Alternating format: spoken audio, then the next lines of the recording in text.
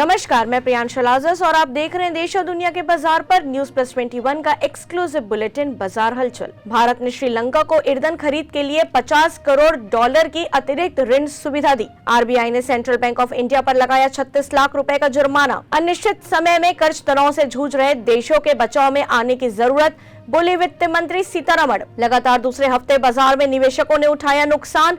इस हफ्ते 2.4 लाख करोड़ रुपए डूबे। बिटकॉइन की कीमतों में गिरावट जारी, एथेरियम भी खिसकी नीचे। टैक्स रिटर्न को लेकर नया नियम जारी, टीडीएस और टीसीएस से कमाई 25,000 पार तो रिटर्न फाइल करना हुआ जरूरी। क्रूड को लेकर अमेरिकी दबाव का असर नहीं, रिलायंस इंडस्ट्रीज ने रूस से खरीदा 1.5 करोड़ बैरल तेल। देश के विदेशी मुद्रा भंडार में आई गिरावट, जबकि गोल्ड रिजर्व में आया उछाल। बहुत जल्द और महंगा होगा खाने का तेल, इंडोनेशिया ने एडिबल ऑयल के निर्यात पर लगाया बैन। अब टाटा मोटर्स ने भी बढ़ाए वाहनों के दाम, नई कीमत आज से लागू। ऐसे ही जानकारियों के लिए देखते रहिए न्यूज प्लस 21, आपके हक की बात।